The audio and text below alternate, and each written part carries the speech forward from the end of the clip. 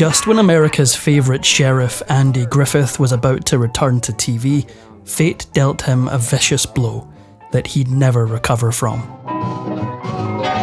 Did you get a haircut? His hit shows like The Andy Griffith Show and Matlock proved both his comedic and dramatic chops.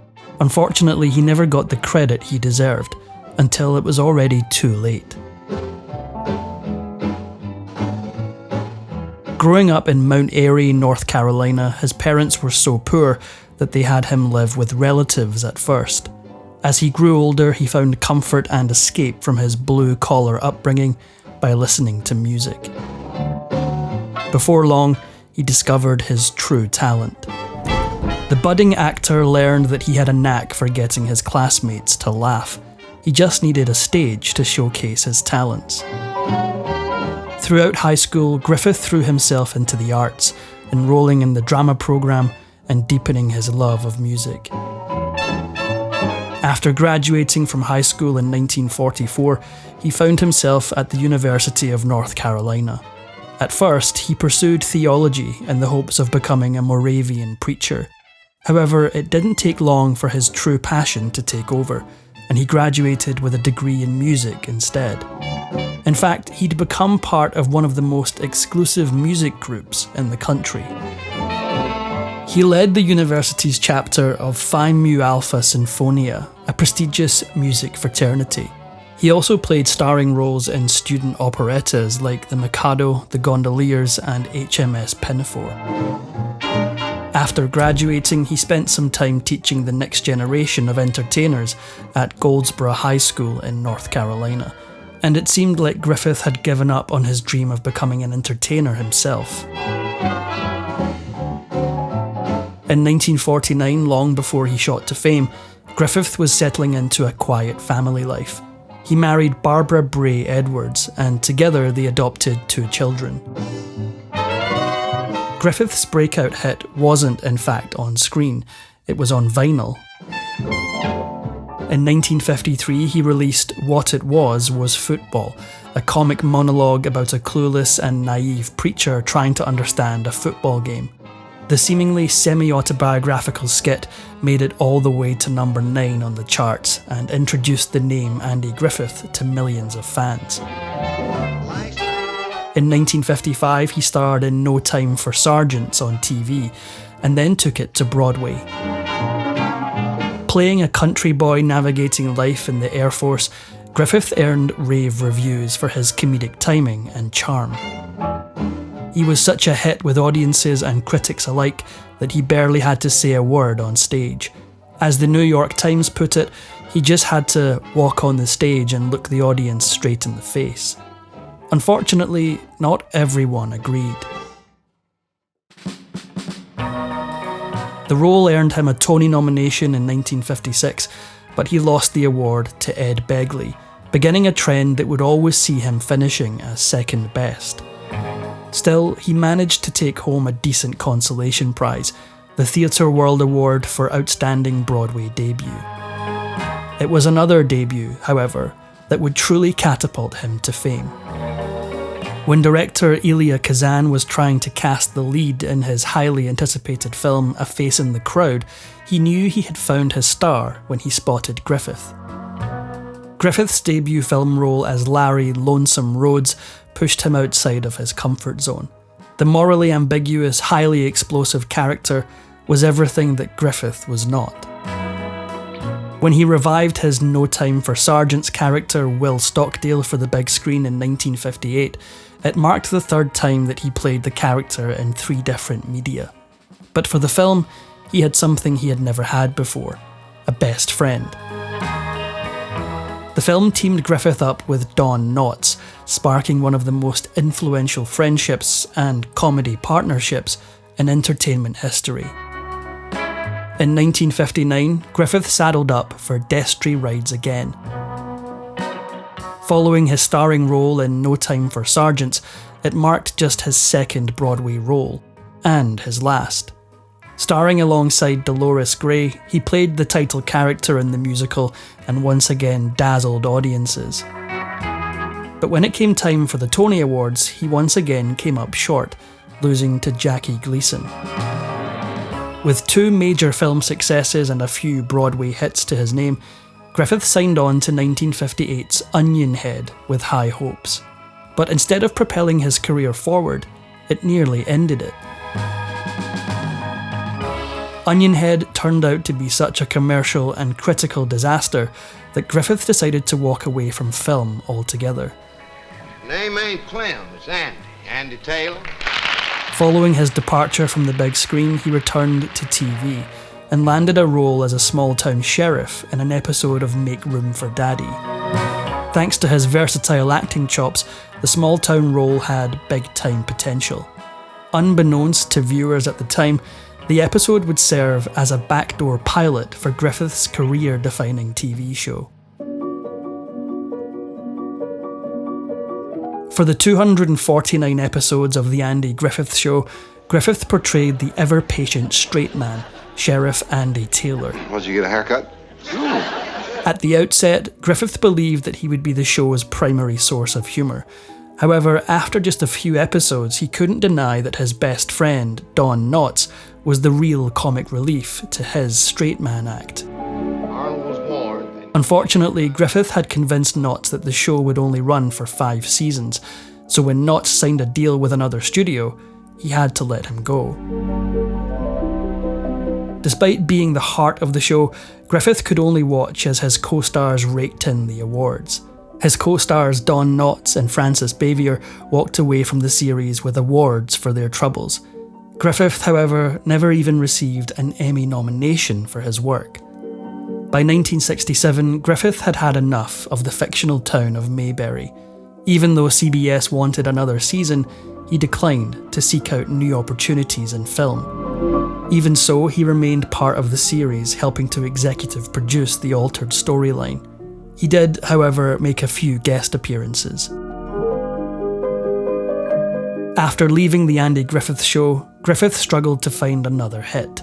He launched a production company in 1972 and starred in a string of short-lived series like Headmaster, The New Andy Griffith Show, and Salvage 1. None of them managed to recapture the Mayberry magic that had made him a household name. In the early 70s, after his marriage ended in divorce, Griffith found love again. This time he cozied up to Selika Kasuto, a Greek actress. The couple tied the knot in 1973 and remained together until 1981. After years away from the big screen, Griffith decided to make his triumphant return with a multi-movie deal with Universal Studios. Angel in My Pocket was supposed to be the first of several films under his new contract, but when he saw the final cut, he disliked the film so much that he refused to honour the rest of the deal. He returned to TV with the short-lived Adams of Eagle Lake, but almost as soon as the camera started rolling, Griffith and the network clashed. Network executives wanted car chases and explosive action, while Griffith wanted quiet, thoughtful storytelling. After just 2 episodes filmed in Griffith's style, he pulled the plug on the project. When he stepped into the role of a sharp attorney in the 1984 miniseries Fatal Vision, he had no idea that he'd just landed on his next career-defining role. Television network executives took notice of his performance. For exclusive perks like early access to new videos, priority replies to your comments, and to have your say on future content, consider becoming a Factinate member. On top of that, your support helps keep the channel going. Click the link in the description for more details. In 1983, just as he was about to make his comeback, Griffith fell victim to a rare and potentially fatal illness. Doctors diagnosed him with Guillain-Barré syndrome, a disorder that left him temporarily paralysed from the knees down. He was unable to walk for 7 months, but he was about to waltz into the role of a lifetime. Just answer yes or no, Bob. After 7 months of recovery, Griffith made a triumphant return to television. He took on the role of Ben Matlock in the legal drama Matlock, which aired from 1986 to 1995. What's the deal with your hair? Matlock was an unusually physical role for Griffith. His character had a habit of cornering culprits on the stand, and Griffith delivered these big courtroom moments like a true TV titan. Well, I figured you would. Despite still recovering from partial leg paralysis, he spent hours standing in knee braces, delivering his dramatic gotcha monologues with poise and power. But he couldn't do it for long. Wait a minute, he's fighting dirty. Hey, wait a minute. Griffith's signature Matlock courtroom takedowns weren't easy, but he made them look effortless. He carried notes and spent his weekends rehearsing the long speeches so that when the cameras rolled, he rarely missed. According to co-star Nancy Stafford, Griffith usually nailed the monologue in a single take, earning him applause from the entire crew. I was worried about Patty's reputation. Oh, come on.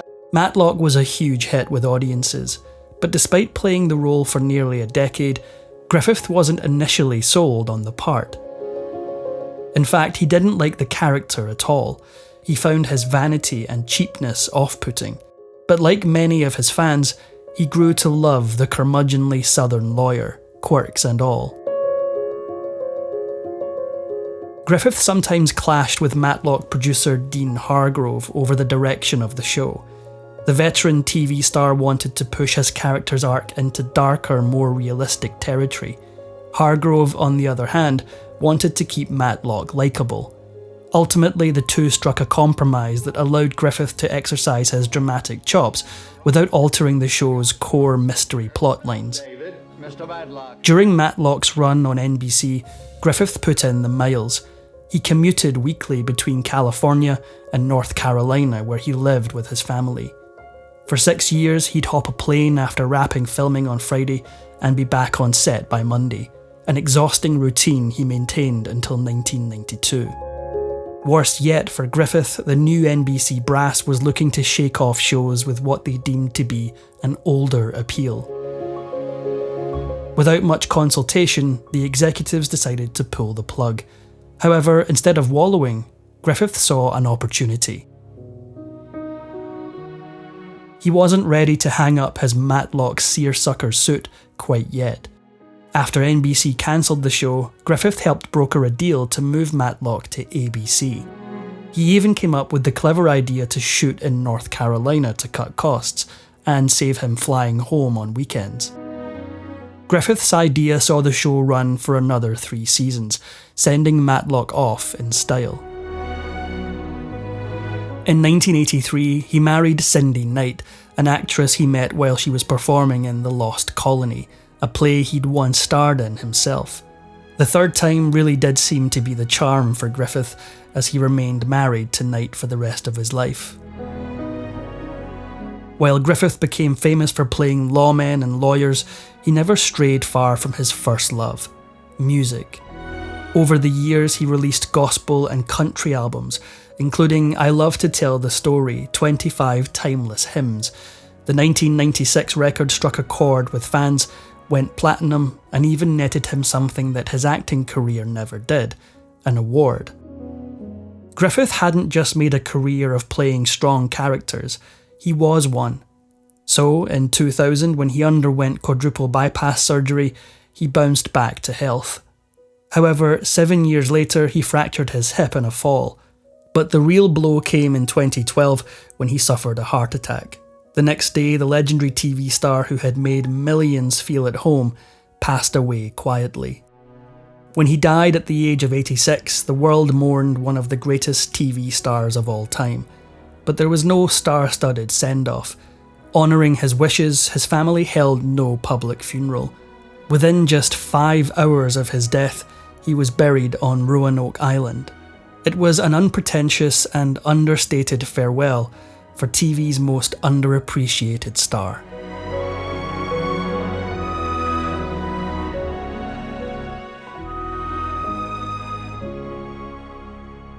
If you enjoyed this Factinate video, give it a thumbs up and subscribe for more incredible stories.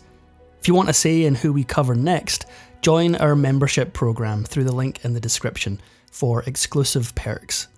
Your support means everything to us. Thanks for watching, and we'll see you in the next one.